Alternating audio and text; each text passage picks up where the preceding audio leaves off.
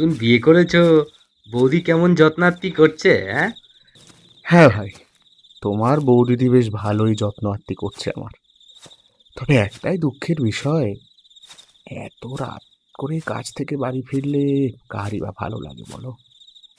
যতই হোক, সে নতুন বউ বলে কথা। এটা তুমি একেবারে হক কথা বলেছো ভাই। হুঁ, কিন্তু কি আর করবো বলো পাঁচু গোপাল, কাজে যে বের হতেই হবে।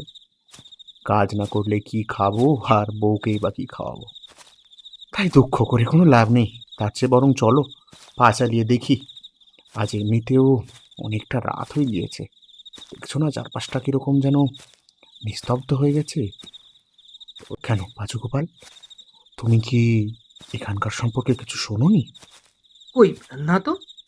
কি শোনার কথা বলছো তুমি?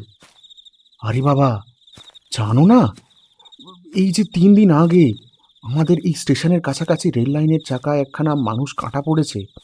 ওরে বাবা, সে কি বিভৎস মর্মান্তিক দৃশ্য গো! মুন্ডুখানা ধর থেকে পুরো আলাদা হয়ে গিয়েছিল। হ্যাঁ, সে তো জানি, কিন্তু তাতে কি হয়েছে? বুঝলে হে পাঁচু গোপাল, সকল মানুষজন বলা বলি করছে যে ওই মৃত মানুষটির আত্মা নাকি স্কন্ধ কাটা হয়ে ফিরে এসেছে এই তল্লাটে, আর রাতের বেলায় তার উৎপাত বেড়েছে। কিছু মানুষ নাকি সচক্ষে তাকে দেখেছে রেল লাইনের ধারে ঘোরাফেরা করতে। সেই ভয়েই তো এই জায়গাটা এতটা নিস্তব্ধ হয়ে গিয়েছে। দোকানদাররাও তাড়াতাড়ি দোকান বন্ধ করে যে যার মতো বাড়ি চলে গিয়েছে। রাম রাম রাম রাম রাম। আহ, রাতের বেলায় তাদের নাম মুখে নিতে নেই, কিন্তু তুমি জানতে না বলেই তোমাকে কথাখানা বললাম। হ্যালো। তুমি ওই সমস্ত ভূত প্রেত অতৃপ্ত আত্মা বিশ্বাস করো? হ্যাঁ, আমি কিন্তু ভাই এসবের মোটেও পক্ষপাতী নই। আমি মনে প্রাণে বিশ্বাস করি যে এই সমস্ত কিছু আসলে বাস্তবে কোনো অস্তিত্ব নেই। ভূত হলো মানুষের হৃদয়ের ভয় নামক অনুভূতি থেকে সৃষ্ট এক ব্যাখ্যাহীন বিষয়। বাস্তবে যার মূল্য কেবলই শূন্য। এসব তুমি কি বলছো পাঁচু গোপাল?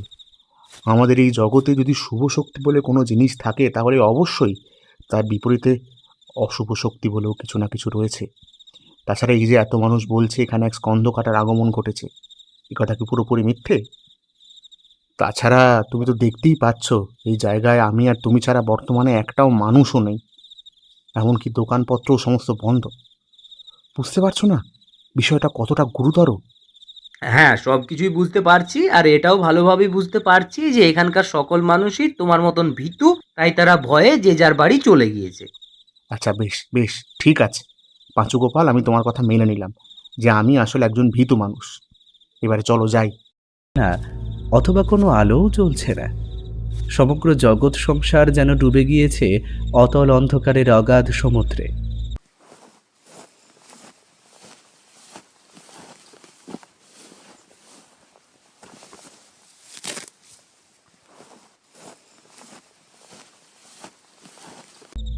আচমকা কি যেন একটা খড়মড় শব্দ হতেই অতনু চমকে গিয়ে পেছনে ফিরে তাকালো। আর তাকাতেই সে যা দেখল, তাতে তার বুকের হৃদস্পন্দন বেড়ে গেল কয়েক গুণ। তার মনে হলো হৃদযন্ত্রটা বুঝি এক লাফ দিয়ে উঠে আসার চেষ্টা করলো গলার কাছে। পাঁচু গোপাল উচ্চ কণ্ঠে সাহসিকতার সাথে জিজ্ঞেস করলো, এই কে? কে ওখানে দাঁড়িয়ে আছো? কে? তুমি এখানেই দাঁড়িয়ে আমার জন্য অপেক্ষা করো ভাই। আমি গিয়ে একবার বিষয়টা দেখে আসি। আসলে কি ওখানে দাঁড়িয়ে রয়েছে তা জানা আমার ভীষণ দরকার। না না পাঁচু গোপাল, তুমি যে সিদ্ধান্ত নিচ্ছ তা ঠিক নয়। ওখানে যাওয়ার কোনো দরকার নেই।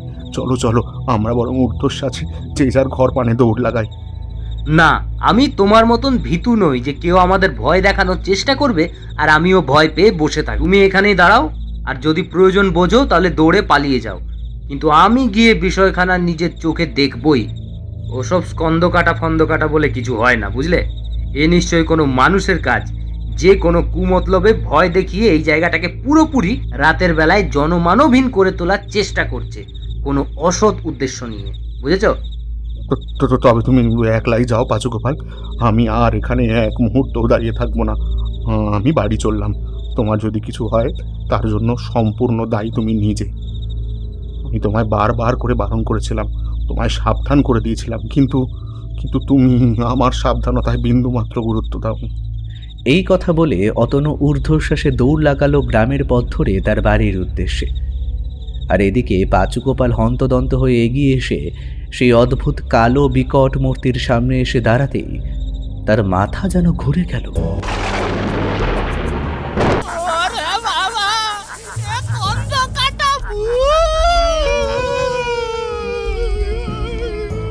আমায় ছেড়ে দাও, আমায় ছেড়ে দাও, আমায় ক্ষমা করো।